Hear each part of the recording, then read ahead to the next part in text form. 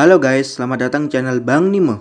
Dan pada video kali ini, saya akan membahas tentang kematian Jenderal ke-7 pasukan Raja Iblis Blow dan kematian pahlawan Julius di tangan Shiraori. Tapi sebelum lanjut ke pembahasan video, bagi kalian yang belum subscribe, silahkan subscribe dan tekan tombol lonceng untuk mendapatkan notifikasi dan info update dari channel Bang Nimo.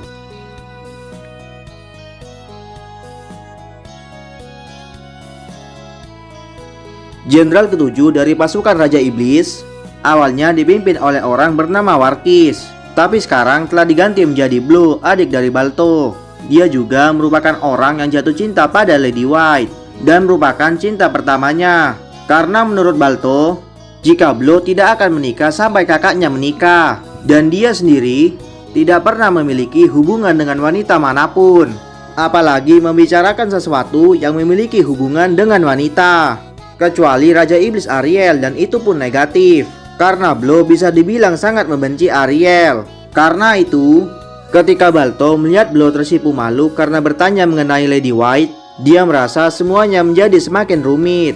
Karena cinta pertama adiknya merupakan seseorang yang sudah pasti akan menolaknya dan memiliki hubungan dengan Raja Iblis. Dari sudut pandang Balto, dia senang jika Blow memiliki ketertarikan terhadap wanita.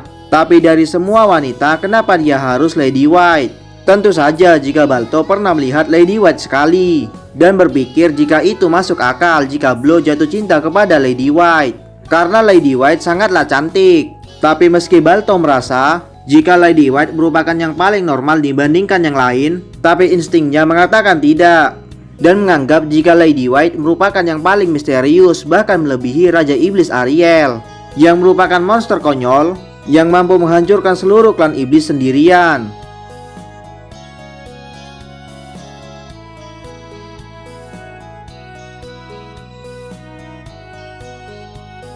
Ketika peperangan antara manusia dan iblis terjadi, Blow bertarung habis-habisan dengan pahlawan Julius. Tapi dia bukanlah tandingannya dan dia berhasil dikalahkan oleh pahlawan Julius. Ketika itu, pahlawan Julius memintanya untuk mundur, tapi Blow sama sekali tidak memiliki niat untuk mundur.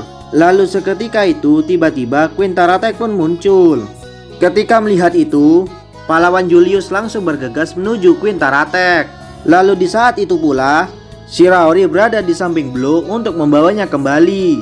Dari sudut pandang Blow, dia mengira jika Shiraori menggunakan Space Magic untuk membawa Queen Taratek, dan mengira jika mungkin Shiraori hanya bisa menggunakan Space Magic karena dibutuhkan banyak sekali skill point untuk bisa mendapatkan skill tersebut.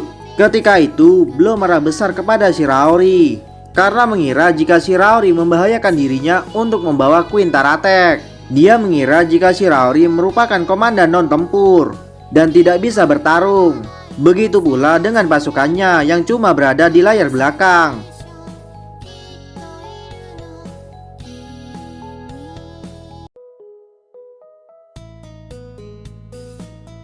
Tapi tentu saja kenyataannya tidak. Meskipun jumlah dari pasukan ke-10 hanya 1/10 dari pasukan lain, tapi kenyataannya mereka merupakan pasukan yang sangat elit, karena pasukan tersebut secara langsung dilatih oleh Shiraori, sehingga status mereka meningkat secara drastis. Dan bahkan bisa dibilang jika mereka merupakan pasukan elit dari pihak iblis. Menurut Wall sendiri, jika batas statistik yang bisa dicapai oleh manusia dan iblis adalah sekitar 1000, meskipun hanya ada sedikit dari segelintir orang yang bisa mencapai hal tersebut, dan bahkan pantas disebut sebagai seorang legenda. Tapi setiap individu dari pasukan ke-10 memiliki rata-rata statistik melebihi 1000, yang berarti jika mereka sendiri adalah legenda yang secara langsung diciptakan oleh pelatihan neraka Shiraori, komandan ke-10 pasukan Raja Iblis. Walau menurut Shiraori jika mereka sangat lemah, bahkan Felmina sendiri yang merupakan wakil komandan ke-10 memiliki statistik melebihi 2500, yang waktu itu telah dikonfirmasi oleh Sofia melalui Avrasial. Mereka juga mengetahui rahasia tergelap dari dunia, di mana Potimas yang menggunakan senjata seperti mesin dan lain sebagainya, dan tahu bagaimana cara untuk melawannya. Satu-satunya alasan kenapa mereka tidak ikut bertempur adalah karena mereka tidak mendapatkan kesempatan untuk melakukan itu.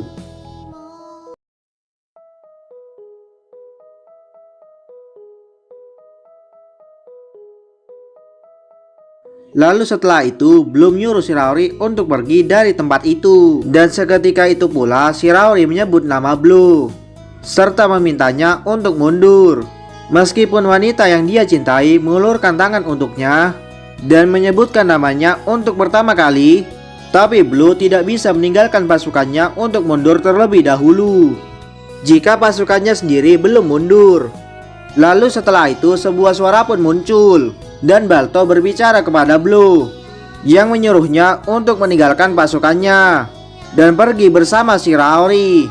Tapi meski begitu dia tidak melakukannya dan memilih tetap tinggal dan menunggu pasukannya. Balto tahu jika Blue merupakan orang semacam itu. Dia tidak akan pernah meninggalkan pasukannya untuk melarikan diri, meskipun pasukannya merupakan bagian dari pemberontak. Karena itu pasukannya sangat menghormati Blue. Lalu Balto hanya mengatakan agar Blue kembali hidup-hidup dan membiarkan Quintaratek, keturunan terkuat Raja Iblis Ariel, untuk membunuh pahlawan Julius.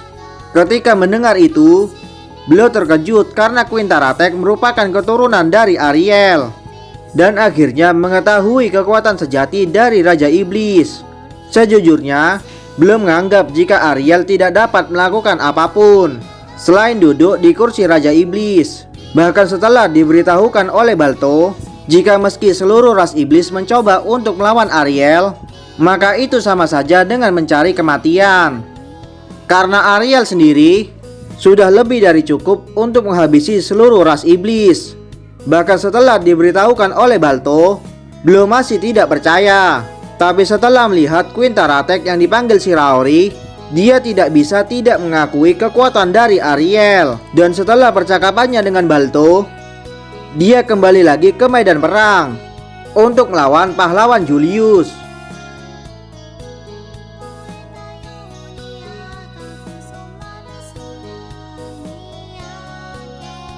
Tujuan dari Raja Iblis Ariel mengeluarkan Quintaratek adalah untuk membuat pahlawan Julius menggunakan pedang pahlawannya. Tapi Ariel tidak menyangka jika pahlawan Julius mampu mengalahkan Quintaratek tanpa menggunakannya. Sebenarnya dari awal, Ariel berniat mengorbankan Quintaratek agar pahlawan Julius menggunakan pedang pahlawan untuk mengalahkannya. Lagi pula, pedang pahlawan merupakan salah satu senjata buatan Di yang sama seperti pedang Raja Iblis, yang mana satu tebasannya dapat membunuh seorang dewa. Shiraori menganggap jika itu merupakan senjata yang berbahaya. Meski hanya bisa digunakan sekali, tapi tetap saja itu merupakan senjata pembunuh dewa, yang mana jika itu terkena bahkan Shiraori pun pasti akan mati. Setelah itu Blue pun datang dan menyerang pahlawan Julius, yang di saat itu sedang meratapi salah satu dari anggotanya yang mati karena telah melindunginya dari injakan Quintaratek, yaitu Yana. Lalu di saat itu dia bertarung 1 lawan 1 dengan Blue, komandan pasukan ke-7. Tapi tetap saja Blue tidak dapat mengalahkan pahlawan Julius, dan dia pun mati di tangan sang pahlawan dan memberikan peringatan kepada iblis untuk pergi. Jika tidak, maka dia tidak memiliki pilihan lain selain membunuh mereka. Tapi tiba-tiba ada seorang wanita yang tidak bisa dijelaskan selain dengan kata-kata putih muncul, berjalan menuju medan perang ke arah pahlawan Julius. Di saat itu pahlawan Julius teringat dengan perkataan seseorang tentang lemahnya manusia di hadapan kekuatan yang sesungguhnya. Lalu dia merasakan ketakutan pada wanita putih yang berjalan ke arahnya, sebuah ketakutan yang sama ketika dia bertemu dengan monster yang dikenal sebagai Nightmare.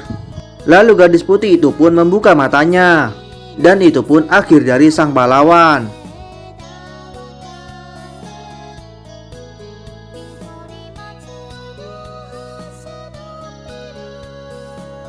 Sekarang kita lihat dari sudut pandang Shiraori. Setelah pahlawan Julius mengalahkan Quintaratek, Blue pun maju dan menyerang pahlawan Julius. Sebenarnya Shiraori diberikan perintah untuk membawa Blue pergi, tapi dia tetap bersikeras untuk bertarung melawan pahlawan. Shiraori sendiri dapat membunuh pahlawan Julius dengan mudah.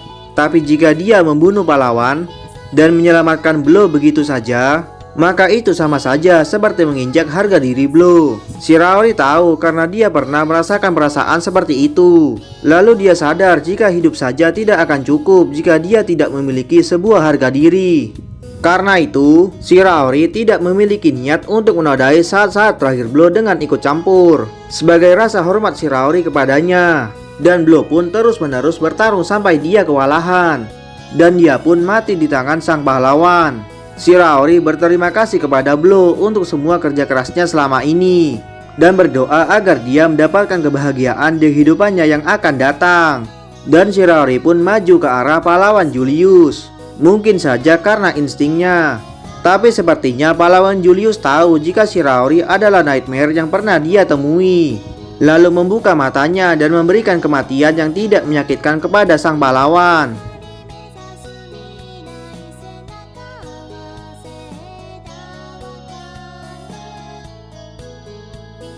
Sekembalinya Shiraori setelah membunuh pahlawan Julius, Balto pun keluar dari ruangan setelah mengkonfirmasi kematian dari Blue. Ariel pun menghela nafas karena semua tidak berjalan sesuai dengan rencana.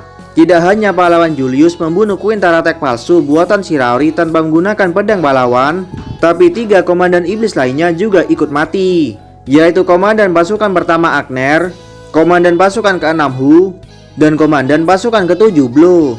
Sebenarnya Ariel tidak masalah jika Hu mati, tapi beda cerita jika Agner dan Blue. Ariel memang tidak menyukai Blue, tapi dia cakap dalam melakukan tugasnya, begitu pula dengan Agner. Lalu dia bertanya kepada Shiraori kenapa dia tidak menyelamatkan mereka. Meskipun Shiraori dapat secara paksa membawa mereka pergi, tapi dia tidak melakukan itu. Karena Shiraori ingin menghormati keputusan mereka untuk tetap bertarung, meskipun mereka tahu jika mereka akan mati. Karena itu, meski Balto dan Ariel memerintahkan Shiraori untuk membawa mereka kembali, tapi dia tidak ingin menodai keputusan yang mereka buat dengan ikut campur, dan memutuskan untuk menyaksikan pertarungan mereka sampai akhir.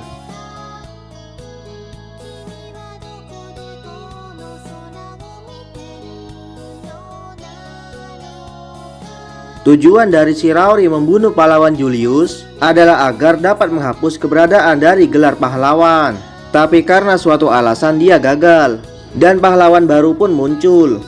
Tapi Shiraori yakin jika pahlawan selanjutnya tidak akan seperti pahlawan Julius, karena Shiraori sudah mengawasi pahlawan Julius sejak lama.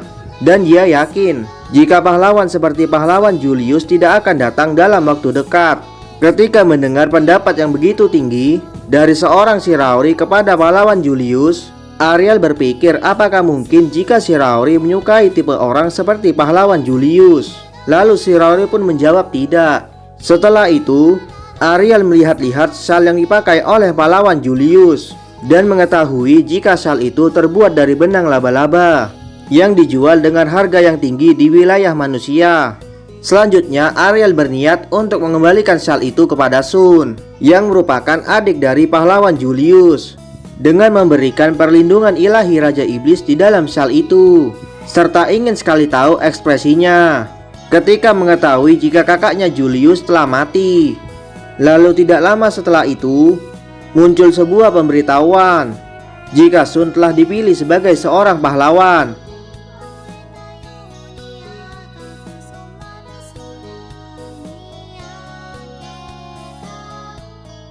Baiklah, sekian video kali ini. Jika ada kesalahan saya minta maaf. Dan terima kasih telah menonton. Assalamualaikum warahmatullahi wabarakatuh.